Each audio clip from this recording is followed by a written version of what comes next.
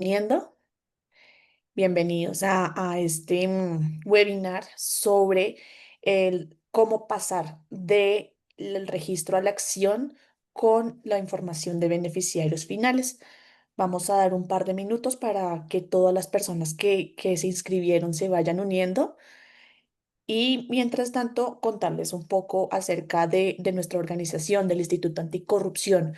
Nosotros somos una organización de la sociedad civil colombiana que ya llevamos trabajando cerca de 8 años en el análisis y el estudio de la corrupción en Colombia y lo que nos proponemos es poder generar soluciones de política pública y de incidencia para poder mitigar estos hechos de corrupción. Entre algunos temas que hemos trabajado está, por ejemplo, el, el tema del litigio sobre la transparencia de las vacunas durante el COVID-19, temas de contratación estatal y cómo utilizar los datos abiertos para generar información valiosa. Hemos trabajado también información sobre cómo regular el cabildeo en Colombia. Y el tema que nos atrae el día de hoy y que es uno de los temas primordiales de la agenda de política pública del instituto es el tema de beneficiarios finales. Es un proyecto que estamos trabajando en conjunto con la organización estadounidense Global Financial Integrity, quienes a través de la cooperación noruega están ayudando a promover mecanismos de fomento de transparencia de la información sobre beneficiarios finales e integridad corporativa con el propósito de mejorar las prácticas empresariales y la preservación del medio ambiente para poder establecer la cadena de causalidad sobre los delitos medioambientales. Es un proyecto en el que también acompaña la organización CEALDES y con quienes hemos participado también con la organización de justicia. Vamos a dar un par de minutos mientras se terminan de unir todos nuestros invitados el día de hoy y damos comienzo a esta conversación. Mil gracias.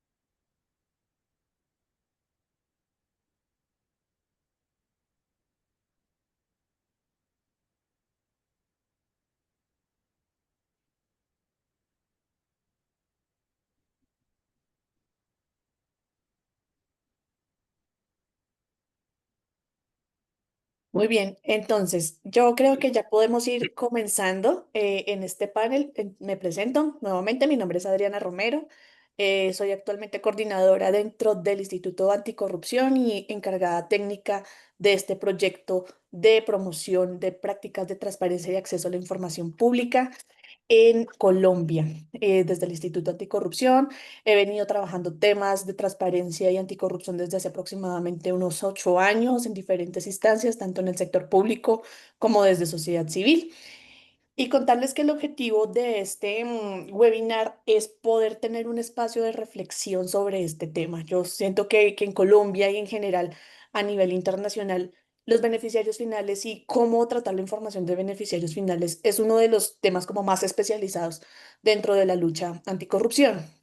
Lo que queremos con esta serie de webinars que estamos desarrollando es, primero, empezar a abrir los espacios para dar este debate porque nos estamos como atrincherando entre, no, no hay que publicar y sí, hay que publicar todo, ¿cierto? Cuando la verdad es que podemos llegar a un punto medio y a un consenso que viabilice una reforma que pueda efectivamente ser efectiva para utilizar la información de beneficiarios finales, para prevenir hechos de corrupción, para prevenir hechos de lavado de activos, financiación del terrorismo.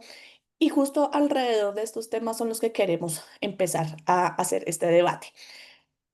Esta es una reforma, pues, que, como ustedes saben, es de alta sensibilidad. Es una reforma que implica el manejo de datos personales, es una reforma que implica un análisis muy detallado de riesgos, y por eso nos atrevimos a traernos acá a tres expertos en este tema.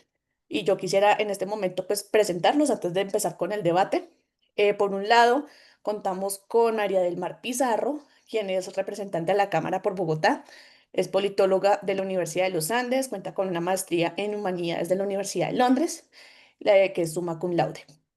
Desde la Cámara, pues está representando el Partido Colombia Humana y abandera iniciativas legislativas para fortalecer el sector productivo de pequeñas y medianas empresas. Ha hecho parte de la Comisión Cuarta o de Presupuesto y de la Comisión Legal de Cuentas. También se encuentra pues en la Comisión Tercera, donde se tratan los temas de crédito público y Hacienda.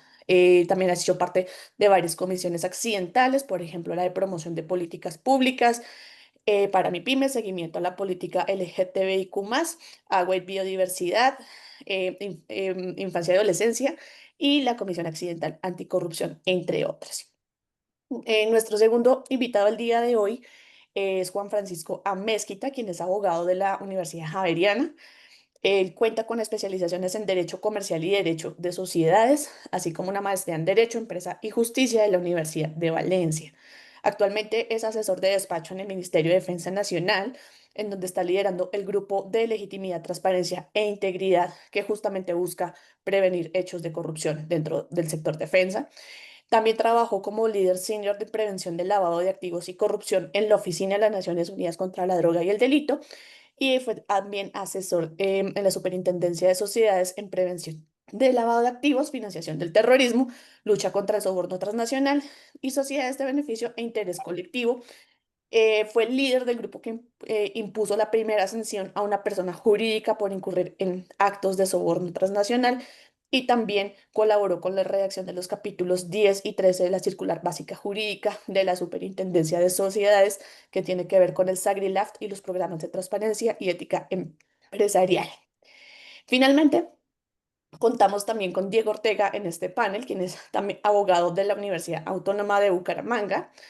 Es especialista en derecho penal, especialista también en legislación financiera y actualmente se desempeña como consultor en sistemas de administración del lavado de activos y financiación del terrorismo, prevención de fraude, riesgos corporativos, compliance y ética empresarial.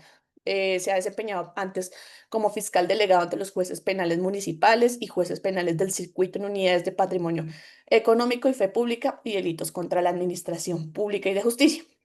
Colaboró también en la Superintendencia de Sociedades como jefe de la Oficina de Control Interdisciplinario, jefe de Inversión y Deuda Externa y jefe de Sociedades con Reglamentación Especial. También fue director nacional de Control Interno Disciplinario, gerente nacional de Prevención de Fraude y vicepresidente de Seguridad y Riesgos Empresariales en Colpensiones. Fue miembro del Consejo Directivo de la Red Latinoamericana de Cumplimiento y actualmente se encuentra afiliada a la World Compliance Association. Estimados, bienvenidos. Muchísimas gracias por aceptar nuestra invitación porque en verdad todo el bagaje que ustedes tienen en este momento nos va a servir muchísimo para poder brindar pues la mejor propuesta posible de transparencia y acceso a la información de beneficiarios finales en Colombia. Yo quisiera empezar este panel como empezando como por lo que ya se ha hecho, ¿cierto? Entonces, en este punto yo quisiera darle la palabra a María del Mar y preguntarle lo siguiente, y es que desde el Instituto Anticorrupción, si no estoy mal, esto fue 2023 o 2022, se estuvo trabajando en un proyecto de ley para brindar transparencia a los beneficiarios finales. Yo quisiera preguntarte, María del Mar, ¿cuáles fueron como esas motivaciones de la unidad de trabajo legislativo que llevaron a decidir tomar este tema como un área de incidencia, pues ya en el ámbito legislativo, y qué nos puedes compartir como lecciones aprendidas de este proceso para tratar de gestionar una reforma de ley?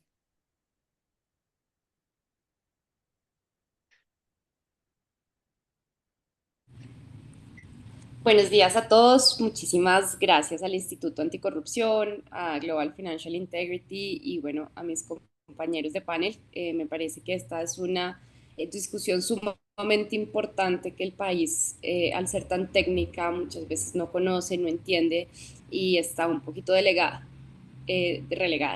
Nosotros, digamos, empezamos nuestra relación con el Instituto Anticorrupción hace 3 años, porque estábamos bastante preocupados primero por el lavado de activos, pero también por la fuga de capitales. Eh, una pues, de nuestras primeras propuestas fue trabajar en conjunto con la sobre todo de ley de beneficiarios finales, Sin embargo, en ese momento se nos planteó que para las organizaciones que trabajan alrededor de este tema era más importante trabajar en un proyecto de protección a denunciantes de corrupción. Entonces, pues nos enfocamos en el proyecto de protección a denunciantes de corrupción porque según experiencias internacionales, este era un mecanismo que tenía bastantes resultados a la hora de perseguir este tipo de delitos. Sin embargo, nosotros en el Plan Nacional de Desarrollo sí pusimos un artículo que se cayó, que fue muy difícil, digamos, que tuvieran mayorías en los debates en las comisiones, en la comisión cuarta, para que hubiera mayor transparencia de estos beneficiarios finales. Adriana, tú lo dijiste en un principio, ¿no? Aquí hay una tensión muy grande en el debate en cuanto a la transparencia de estos reportes, pero también pues una necesidad de protección de la identidad de las personas. Nosotros tenemos una posición que para algunos puede ser un poco radical y es que nosotros sí pensamos que debe haber una transparencia de quiénes son aquellas personas que tienen el control mayoritario de las compañías. Sin embargo, pues entendemos que ahí hay unas tensiones muy grandes con respecto al derecho a la intimidad de la persona y pues menos mal hoy nos acompañan distintos abogados que nos pueden dar su perspectiva al respecto.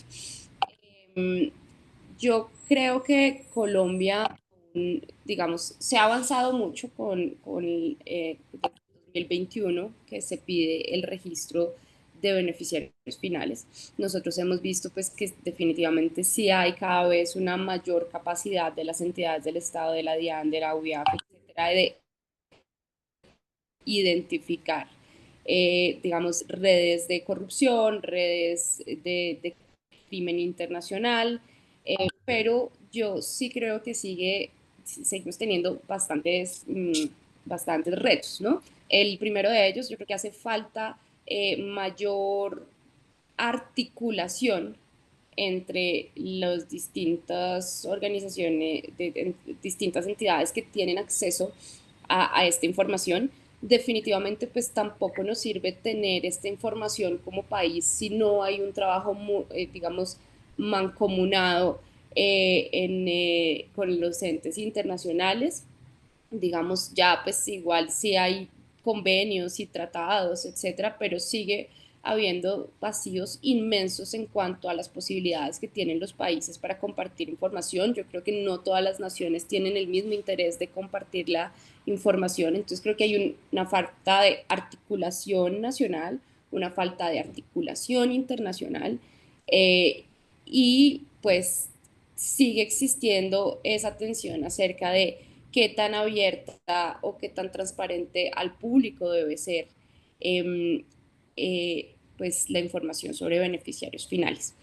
Sí, pero pues para continuar con este debate, mira que el proyecto de protección a denunciantes de corrupción, que es un debate mucho más sencillo que este, diría yo. O sea, es muy difícil que un colombiano te diga, no queremos proteger a los denunciantes de corrupción, o no queremos que la Contraloría, la Procuraduría, y todas las CIAs y la Secretaría de Transparencia de la Presidencia pues tengan una mesa en común que los ayude a combatir la corrupción y a proteger a los denunciantes. Sin embargo, este proyecto no pasó en Senado, pasó en Cámara los dos debates con muy buena votación, pero cuando llegó a Senado simplemente se alargó la discusión hasta que se cayó.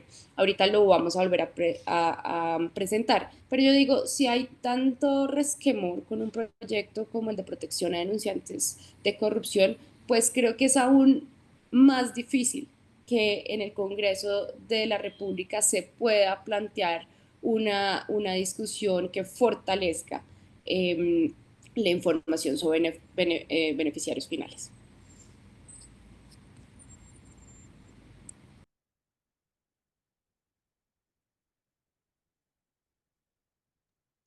Ya. Bueno, muchísimas gracias.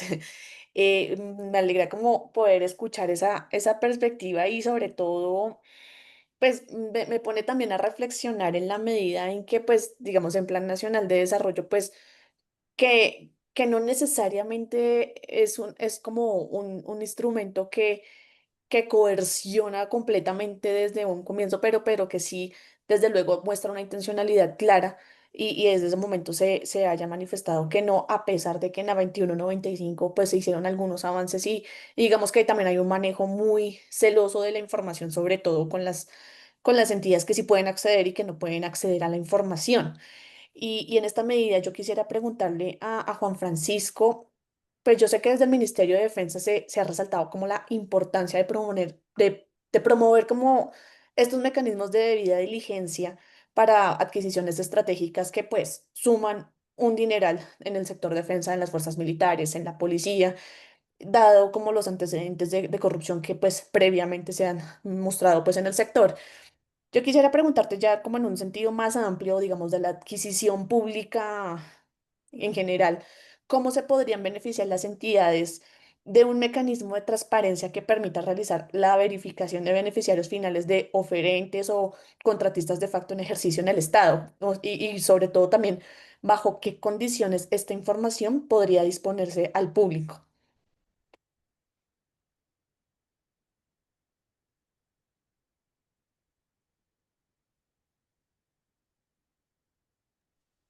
Buenos días, ¿me escuchan?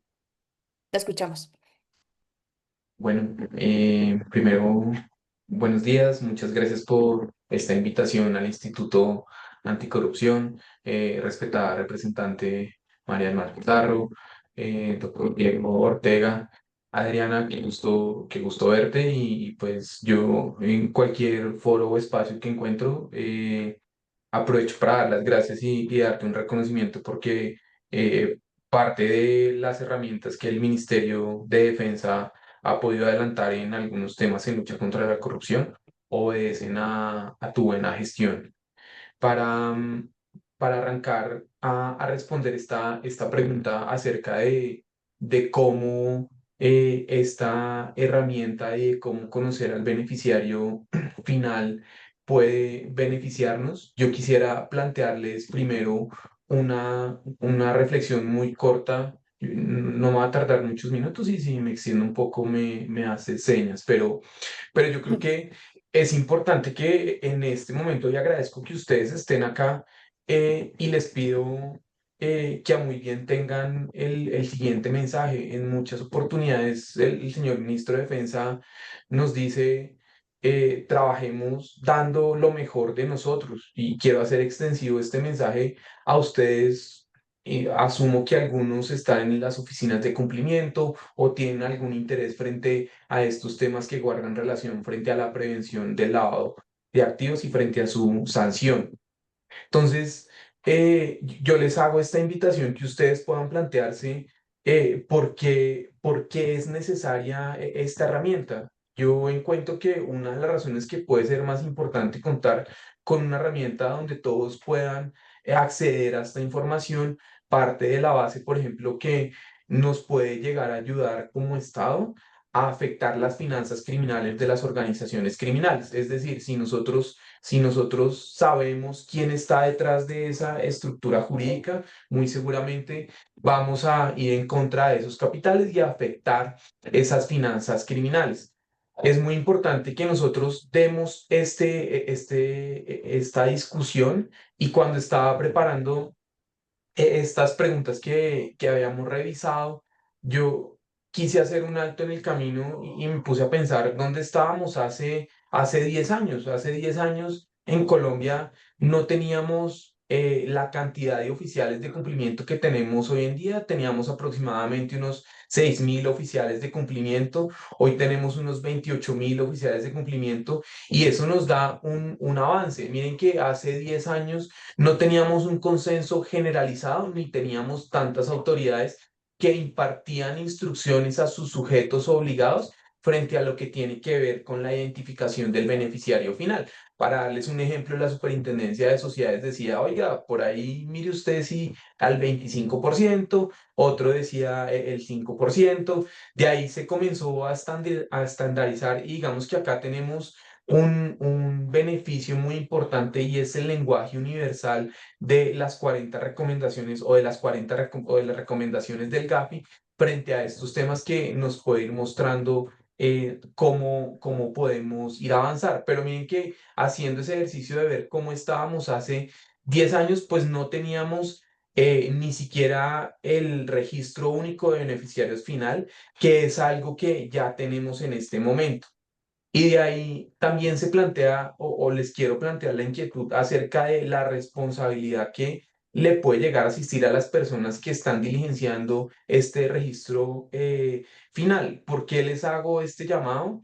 En algunos foros y en algunas conversaciones, eh, mencionan que no todo el mundo, pero sí algunas personas no están haciendo este ejercicio de una manera juiciosa. Es decir, ellos dicen, mire, yo en últimas lo que voy a hacer es registrar al representante legal y yo no voy a hacer ese ejercicio de ver quién va hasta allá. Entonces, miren que ya tenemos este instrumento, tenemos un registro único de beneficiarios final, pero el llamado sí es en un punto, miremos cómo estábamos hace 10 años, miremos cómo estamos ahora y preparémonos muy bien desde donde nos encontremos, desde la academia. Si yo soy oficial de cumplimiento, si estoy prestando alguna asesoría en estos temas, la responsabilidad que me asiste de poder hacer un muy buen registro en esta plataforma que ha dispuesto la DIAN.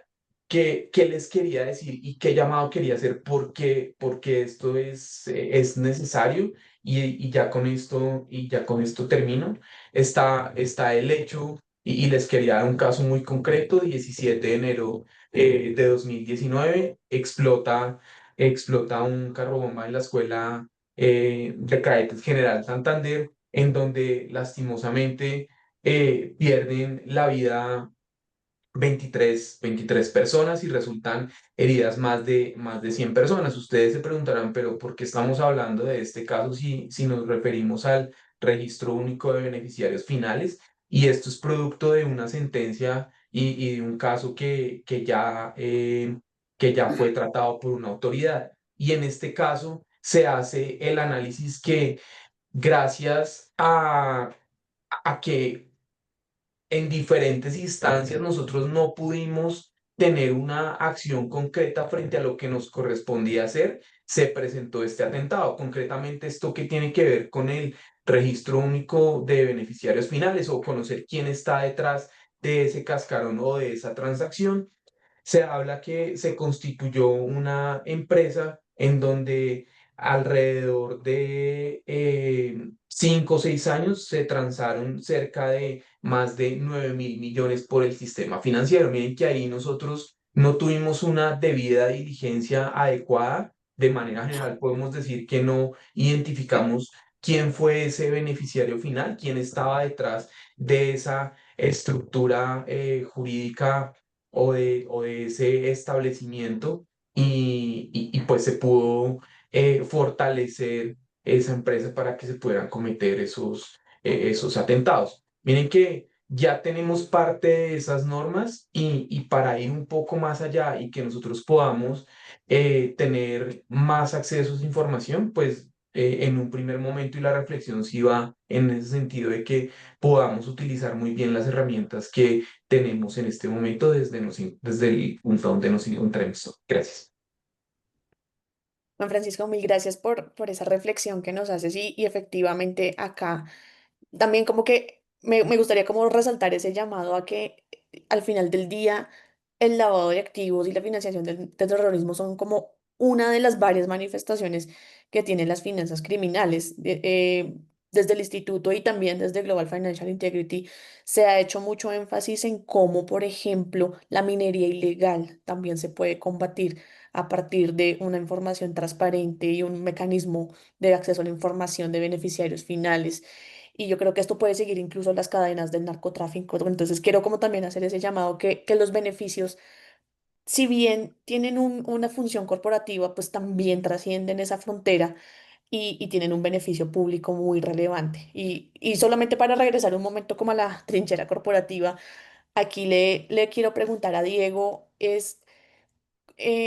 bueno, desde tu perspectiva, ¿cómo se podrían beneficiar ya los oficiales de cumplimiento del sector privado de un esquema de acceso a la información que permita acceder y consultar el RUC de manera irrestricta? Adriana, buenos días a María del Mar, Juan Francisco y todos los asistentes a este tema es muy particular cuando estamos, y me gustó tu expresión, estamos metidos en la trinchera de los oficiales de cumplimiento. Ya la expresión está gastada, ¿no? Oficiales de sufrimiento, y el tema por el que sufrimos permanentemente es por la necesidad de identificar al beneficiario final de nuestras contrapartes. Entonces, claro, fíjense que como, y tiene razón Juan Francisco, hemos avanzado mucho, lo que dice María del Mar, todos los esfuerzos y la coordinación internacional, y Colombia ha reaccionado positivamente en tener esta clase de instrumentos que por un lado le permite a las autoridades tener información.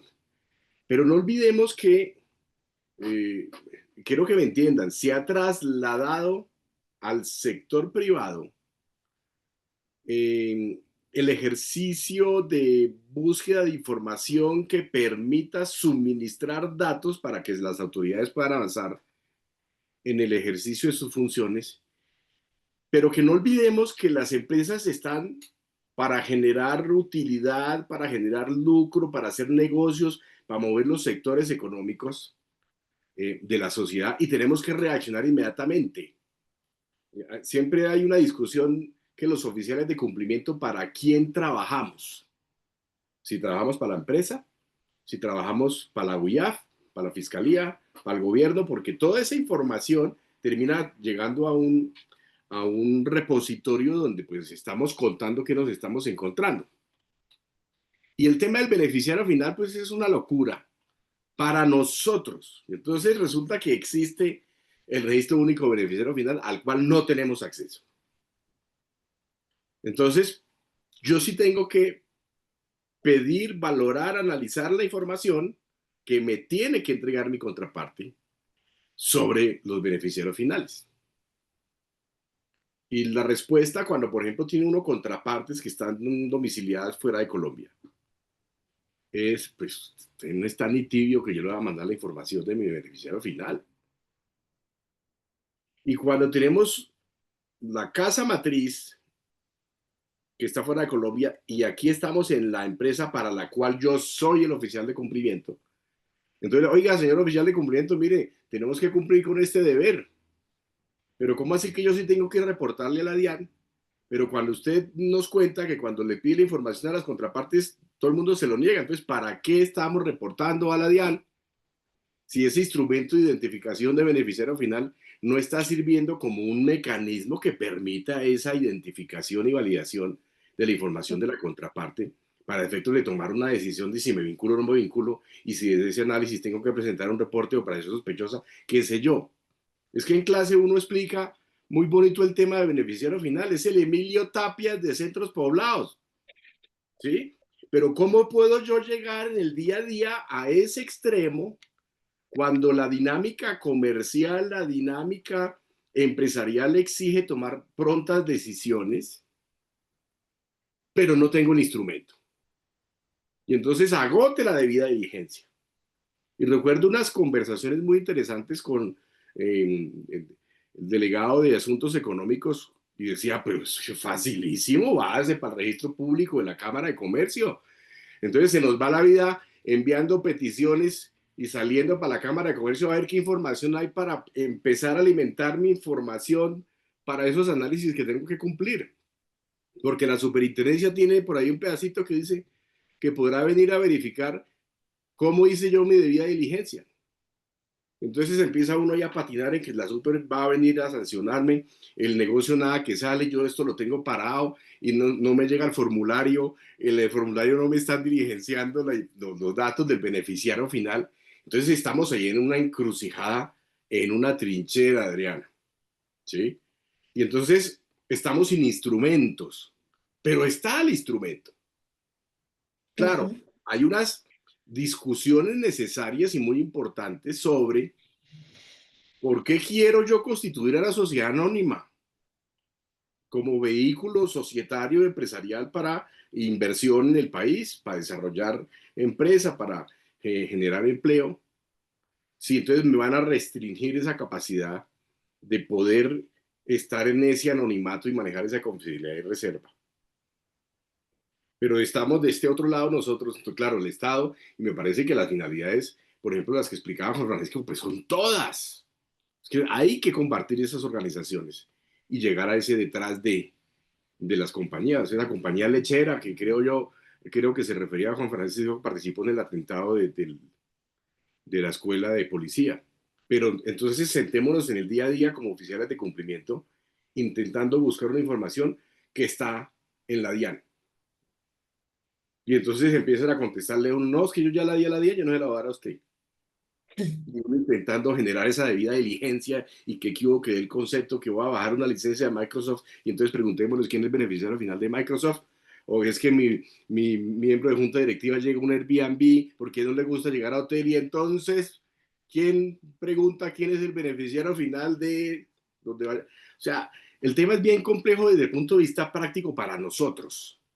Y por supuesto que el acceso a la información sería valiosísimo como instrumentos que somos para lograr esas finalidades que tiene el Estado colombiano en la lucha contra estas organizaciones criminales.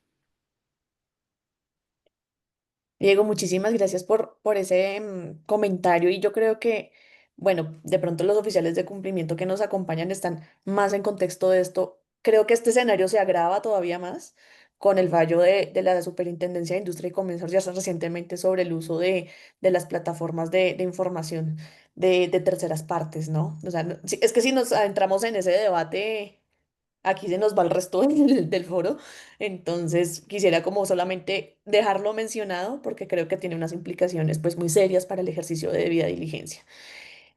Bueno, en este marco yo quisiera como un poco empezar a desenredar la pita porque ya nos estamos dando cuenta que esta herramienta pues es absolutamente necesaria, tiene múltiples funcionalidades pero bueno, ¿cómo viabilizamos esto? Entonces, yo quisiera preguntarte, María del Mar, cuáles son esas principales variables que uno debería considerar a la hora de tramitar de manera exitosa pues una reforma de este calibre, ¿cierto? Y que pueda establecer pues un mecanismo de transparencia y acceso a la información, el que sea pertinente, sea que sea transparencia total, sea que haya algún tipo de información censurada, sea que sea información por bloques y como nosotros desde sociedad civil que a veces nos sentimos muy maniatados, ¿cierto? Nosotros podemos hacer estos ejercicios de divulgación y de debate, pero que en algunos momentos en términos de incidencia política pues estamos amarradísimos. Como la administración pública desde el Ministerio de Minas, el Ministerio de Defensa, Ministerio de Ambiente, que también tienen unos claros intereses en acceder a esta información, y cómo el sector privado puede entrar a apoyar el trámite exitoso de una reforma así.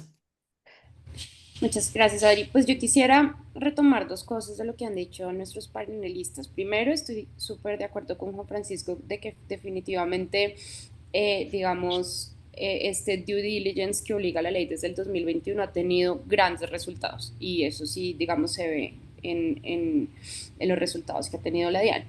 Sin embargo, estoy de acuerdo con Diego de que es que el problema es que esto no es un tema nacional de nuestra regulación. Si nosotros podríamos en este momento, digamos, tener transparencia absoluta y conocer los beneficiarios finales, digamos, de las compañías colombianas, pero definitivamente si no hay como eh, pues un acuerdo internacional de revelar esta información, pues esto no va a suceder. Y estamos en un, pues es que no quiero sonar tan pesimista, pero además es que estamos en un escenario internacional que es, digamos, un poco lúgubre para este tipo de cosas. Mira lo que está pasando en este momento con las Naciones Unidas y lo que está pasando en Gaza. Con lo que pasa en Gaza, yo creo que el multilateralismo, la cooperación internacional, de cierta manera está siendo cuestionada fuertemente.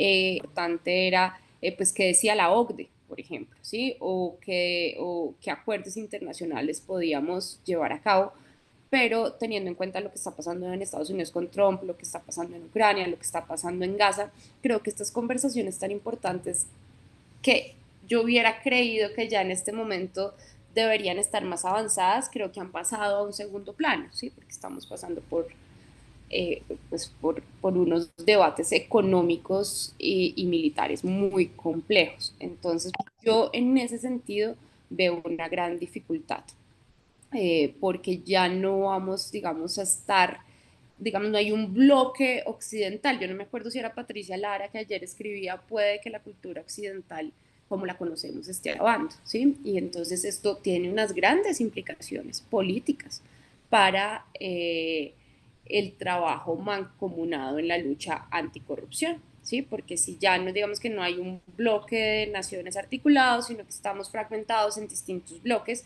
muchos de los cuales quizás además no estén interesados en revelar la información, porque nosotros también tenemos que tener en cuenta que hay naciones muy poderosas que se benefician de que no haya un due diligence o que no haya, digamos, beneficiarios finales, porque son en estos países pues donde se albergan grandes capitales. Entonces yo no veo las cosas tan color de rosa como me gustaría decirlo, pero también hay pues unas cosas muy concretas, como dice Diego, de hacer negocios. Claro, es que yo tengo una pyme, pero evidentemente tiene, él maneja transacciones mucho más amplias y pues uno no le puede pedir definitivamente a Microsoft o a multinacionales que le revelen los datos de sus accionistas. Creo que, sin embargo, bueno, para no dejar esta intervención en una nota no tan amarga, yo creo que hay cosas positivas. Por ejemplo, me parece que una cosa en el Plan Nacional de Desarrollo que nos ayudó muchísimo fue fomentar los pagos digitales, ¿sí? Nosotros que dijimos, quitémosle el 4 por mil al pago con tarjeta, para que entonces si yo voy a San Andresito, pues a mí no me digan, ay, no, mire, sabe que es que yo le hago un descuento si me paga en efectivo, sino que para el comerciante, para el pequeño y el mediano comerciante, pues sea lo mismo que tú le pagues en tarjeta o que le pagues en efectivo. Creo que ese tipo de herramientas, la lucha contra los denunciantes de corrupción, insistir en los pagos digitales es sumamente importante para, digamos, para luchar contra este tema.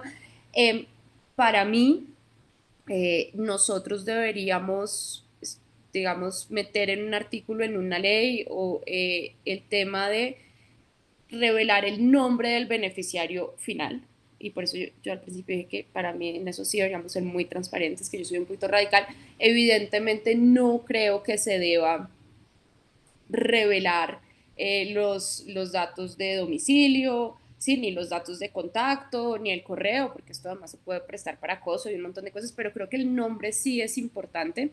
Creo que como tú lo decías, Adriana, es muy importante que otras entidades tengan acceso a esta información. Por ejemplo, como tú dijiste, el Ministerio de Medio Ambiente, el ANLA, bueno, hay muchas otras entidades, sobre todo de protección ambiental, que creo que deberían tener acceso a esta información y sí creo que deberíamos desde el legislativo trabajar en este tema. Pero, ¿cómo hacemos para tampoco estar afectando los negocios y el comercio colombiano pues, al intentar hacer esto? Y por último, a mí me parece, tú decías, ay, a veces las organizaciones nos sentimos con las manos cruzadas. Pues yo creo que todos nos sentimos con las manos cruzadas, todos nos sentimos súper impotentes con respecto a este tema, pero creo que realmente los que tienen la batuta y los que han llevado el debate a un punto tan avanzado son las organizaciones de la sociedad civil. ¿Sí? Es la presión ciudadana de los técnicos, de los científicos sociales, de los investigadores, los que han llevado al mundo a este punto de transparencia. Entonces, pues creo que más bien es como apoyar el trabajo que ustedes hacen, ese trabajo informado que nos ayuda a los políticos, a los abogados, bueno, todo el mundo a legislar, al ejecutivo, bueno, no, creo que lo que hay que hacer es empoderar a organismos como los que ustedes tienen. Mil gracias, pero eso me da fe en mi trabajo. Pero creo que tienes mucha razón, sobre todo en que hace poco yo estaba en un evento sobre efectivamente cómo seguir cómo seguir haciendo posible el trabajo de la sociedad civil en un contexto donde la cooperación internacional y toda la crisis de la democracia pues se está enfocando realmente en asuntos, digámoslo así, más urgentes, ¿cierto? Y al final del día la gran conclusión de ese evento fue: trabajemos todos en red. O sea, si uno no trabaja en red y todas las organizaciones están por su lado, no nos va a funcionar. Y eso creo que es algo que para estos temas que son así de delicados y que tienen como un alcance tan global, pues es fundamental.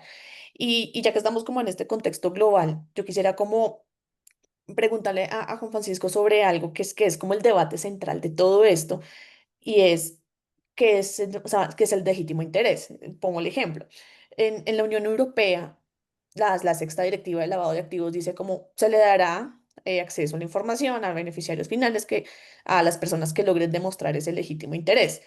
Pero cuando uno mira como la implementación país a país, pues realmente es bastante gaseoso eso del legítimo interés. Entonces en España lo entienden de una manera, en Alemania lo entienden de otra manera, que entonces si los periodistas de verdad tienen legítimo interés, si es el ciudadano de a pie el que tiene legítimo interés, ¿cierto? Hay como que no hay un consenso sobre cómo entender ese legítimo interés para poder acceder a esa información de beneficiarios finales, sea nombre o sea información de pronto un poco más reveladora que pues tenga algún tipo de consentimiento o tratamiento debido pues de datos personales. Para el caso colombiano, dado como lo gaseoso que puede ser esto, ¿cómo deberíamos entender ese legítimo interés? Es decir, en Colombia, ¿quién tendría o quién debería tener ese legítimo interés para que una apertura del registro único de beneficiarios pues pueda cumplir propósitos de política pública de prevención de corrupción y lavado de activos de manera efectiva, ¿cierto? Porque también es cierto que uno puede poner absolutamente todo transparente, pero si nadie se entera, pues nadie va a hacer nada, ¿cierto?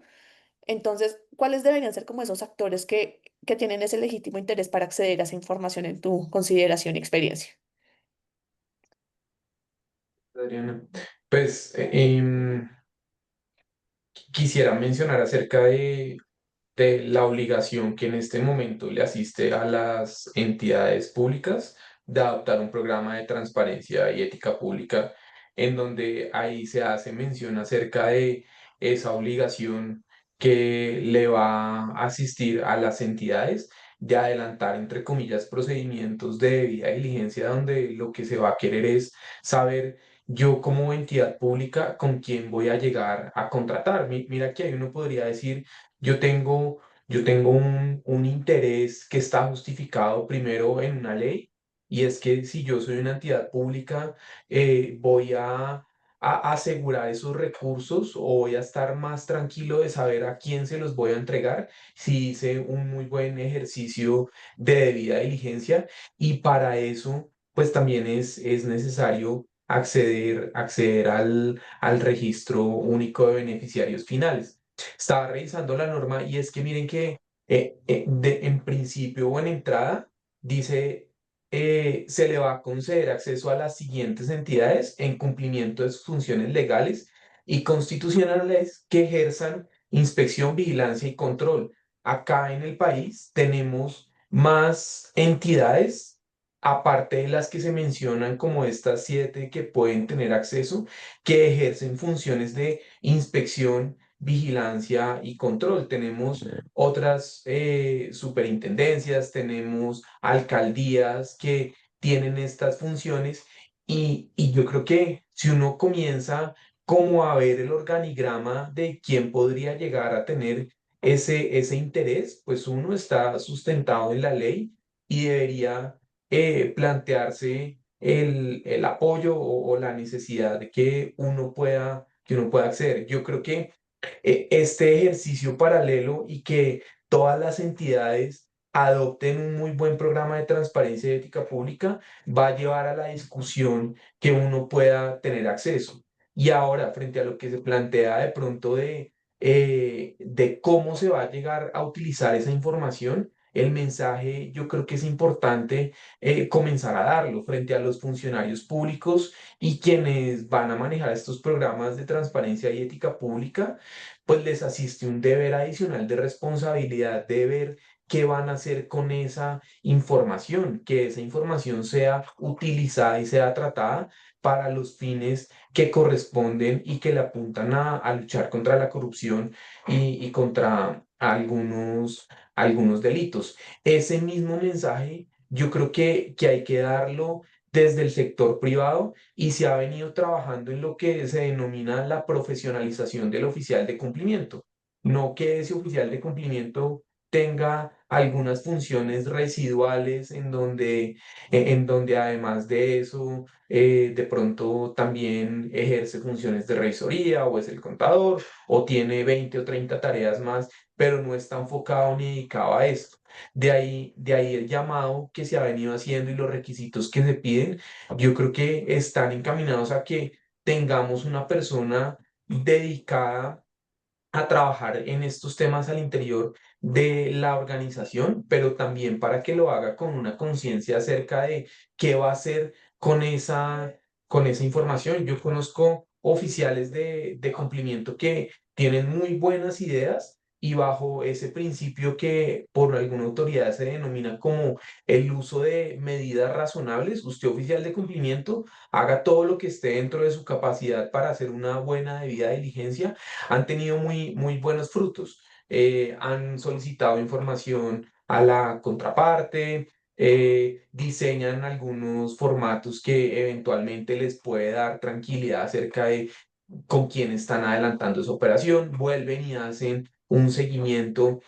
Entonces yo creo que está dentro de nosotros sustentar esa responsabilidad y que tanto en el sector privado como en el sector público podamos dar garantías y tranquilidad que una vez tengamos acceso a esa información de los beneficiarios finales, lo vayamos a tener. Yo quisiera volver a reunirme con ustedes en 10 años para saber que ya tenemos una ley donde podemos dilucidar un poco más el tema y conocer acerca de estos beneficiarios finales y pues avanzar más en estos temas. Gracias. Genial, muchísimas gracias por tu respuesta. Creo que acá lo más importante efectivamente es dar esa tranquilidad, ¿no? O sea, creo que ese es el punto más importante porque creo que en eso reside como el pánico de alguna manera de todas las personas que podrían estar como en contra de una reforma de este tipo. Y en esa medida me dirijo a Diego y es que efectivamente, si uno habla de transparencia total del RUB, mm, es casi que una discusión, digamos, de terror, ¿no? Entonces yo te quisiera preguntar como, ¿cuáles son como esas principales prevenciones que hay actualmente en el sector privado frente a eso? O sea, digamos, desde tu experiencia personal y sobre todo también ¿en qué circunstancias podría como ese interés general de prevenir hechos de corrupción y lavado de activos, como este interés superior, ¿cierto?, constitucionalmente fundamentado, anteponerse como a ese derecho a la privacidad que puede conllevar pues la protección de datos personales? Es decir, ¿cuáles son esos riesgos? ¿Cómo los podemos mitigar? Y cómo la defensa de lo público y de los intereses públicos y de la corrupción y el lavado de activos podría eventualmente justificar que esta información pueda ser de un acceso un poco más abierto. Adriana, sigo desde la trinchera, ¿sí? Pero fíjense que un poco, tú dices, bueno, ¿cuáles son esas principales prevenciones? ¿Por qué estamos asustados? ¿Por qué el sector empresarial tiene esa preocupación? Pero resulta que globalmente, a pesar de las decisiones de organismos multilaterales sobre este interés de eh, supranacional de perseguir organizaciones criminales, nos encontramos con decisiones que van absolutamente en contravía de ello. Tú citabas la directiva sexta, pero la quinta dijo, oiga, ábranse el registro para todo el mundo y el Tribunal de Justicia Europeo, de la Comunidad Económica Europea, a finales de 2022 dijo, no, tenemos que cierra el registro y privilegia la intimidad y los datos personales. Y entonces, claro, eso motiva que salga la sexta para decir que hay que tener ese interés, ese legítimo interés para poder tener acceso a la información. En diciembre, noviembre de 2022. Marzo de 2025. La ley de transparencia corporativa de Estados Unidos, dice el gobierno Trump, no se aplica y dicen que prevalece el sentido común para poder decir cerremos esa llave del flujo de información. Y entonces cuando el empresariado colombiano, aquí no me paro desde el rol de oficial de cumplimiento de esa trinchera, sino desde esa posición de la empresa, dice, oiga, pero venga, Europa no, Estados Unidos no, y entonces yo aquí, ¿por qué sí? Y si Europa dijo no y Estados Unidos no, y entonces Estados Unidos fundamenta adicionalmente la protección de datos personales, la integridad y el tratamiento de la intimidad, enfocado en fomentar que el sector económico privado fortalezca, se dispare. Yo puedo entender que lo que me están pidiendo se opone a esos intereses. Entonces no me pida que yo revele esa información si fíjese que Estados Unidos dice que eso es un obstáculo para el desarrollo empresarial y que hay unos derechos que yo también tengo, distinto a mis deberes de responsabilidad social y mis deberes como empresariado frente a esos bienes colectivos, porque precisamente mi constitución protege mi interés privado y mi autonomía y mi derecho a desarrollar iniciativa privada. Entonces eso es un primer paquete de preocupaciones, cuando dice, oiga, el mundo va en el sentido contrario, aparentemente, ¿no? Por el otro lado, oiga, Dinamarca versus Cundinamarca. Es que la información disponible de mi nombre, solo con mi nombre, en un registro público, porque yo soy el propietario, perdón, el beneficiario final, eso me genera a mí unos riesgos personales. Porque pues en nuestro tema de criminalidad está buscando esa información para saber cómo puedo afectar patrimonialmente aquel que se va a mostrar como beneficiario final de una empresa, de un conglomerado empresarial, y pues eso suscita riesgos naturales y prevenciones sobre la comunicación de la información. Si hay una apertura total. Ah, claro, entonces vamos a cerrar la apertura total y bajo esa teoría del interés legítimo, abramos la puerta respecto de aquellas personas que tengan alguna justificación. Y aquí hay un primer criterio que expone Juan Francisco sobre el cumplimiento de las funciones que deben desarrollar entidades públicas. Pero es que el entorno empresarial colombiano es muy grande. Y entonces resulta que habría mucha información al acceso de personas que en teoría deben cumplir un deber frente al cumplimiento de las propias obligaciones derivadas de las instrucciones de la Superintendencia de Sociedades, de la Ley 2195 sobre sus medidas de debida diligencia, donde habla de pedir la información de beneficiarios finales. Entonces, cuando el chisme lo saben poquito, la sabe todo el mundo. Entonces, si la información la saben poco, la va a saber todo el mundo. Y esos elementos, pues, creo yo que generan esas válidas prevenciones sobre la apertura de la información completa. Entonces, volvemos sí, la cuadratura del círculo. Entonces, ahora sí me meto a mi trinche y digo, no, pero es que yo necesito cumplir mi tarea porque tengo que proteger a mi empresa de no vincularme con una empresa, una contraparte que tenga alguna dificultad, que tenga, desde mi análisis de riesgo, esas medidas razonables, que no sostengamos ese vínculo contractual.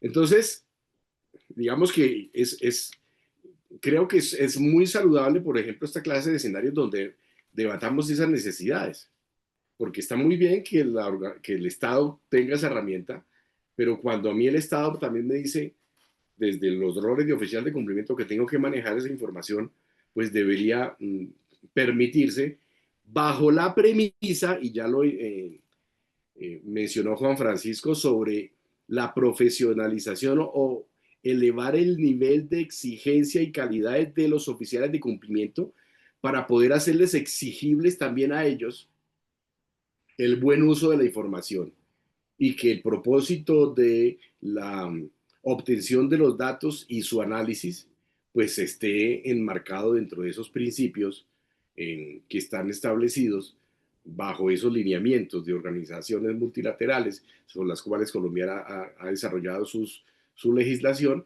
y que nosotros vamos a desarrollar bajo una perspectiva de riesgo nuestros análisis y conclusiones. El cuidado y el manejo de la información del beneficiario final es muy sensible. Pues hoy estamos con el escándalo de la biometría en un conjunto en el salitre. Y entonces ahora pensemos en el escándalo de que se filtre la información de un beneficiario final de una gran empresa. Entonces creo que ahí hay preocupaciones fundadas y tenemos que intentar llegar a ese punto medio que los beneficie a todos.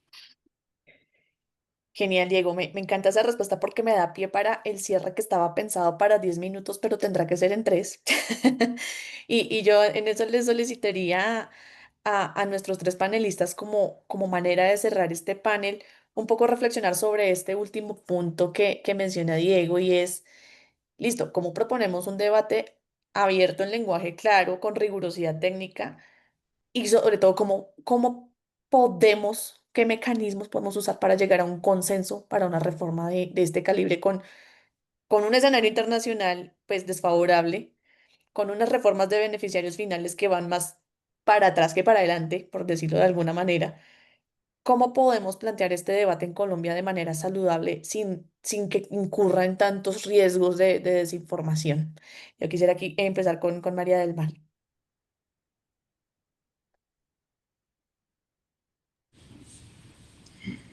No, pues yo creo que esa es una pregunta bastante, bastante difícil, como decía Diego, la, eh, la cuadratura del círculo.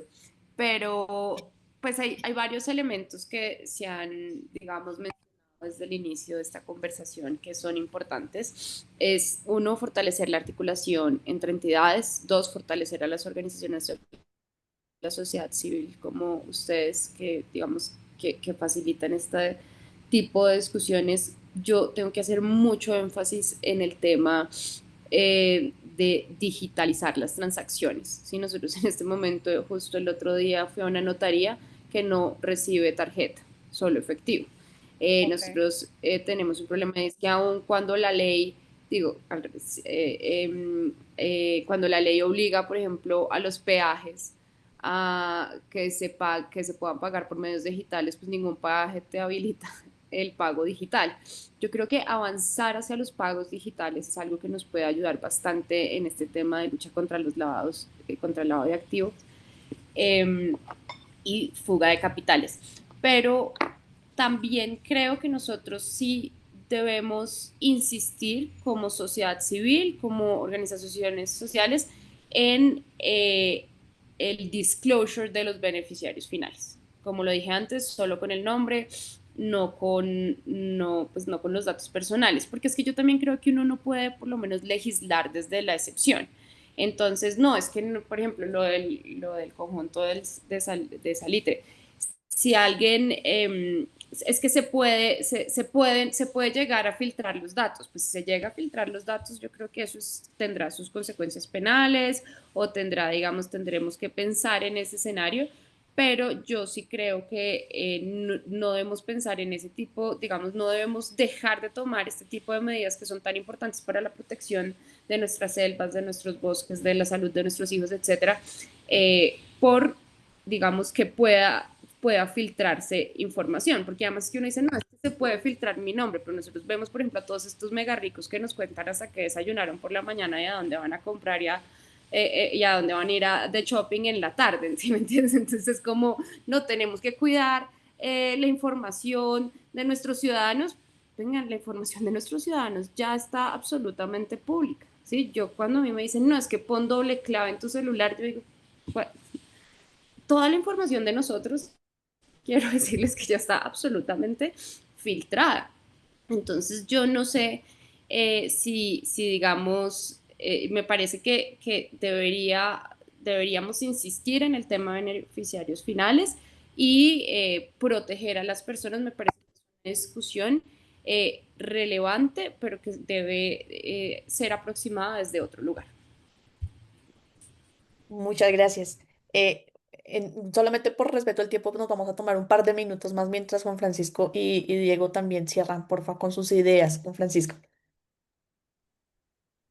Sí, digamos que yo ahí quería plantear dos reflexiones finales teniendo en cuenta lo que hemos hablado. Uno, yo creo que Es muy importante estos espacios y entre autoridades y actores la comunicación tiene que ser más fluida. Esto lo hablamos en otros espacios y decimos, estas organizaciones criminales están a un WhatsApp de distancia y yo creo que entre autoridades y actores, obviamente respetando la reserva y la confidencialidad que asiste en algunos casos, nosotros sí deberíamos poder tener la libertad de hablar un poco más abiertamente acerca de algunos temas y en esto hay que trabajar bastante, quitarse los egos y pensar en ese bien superior.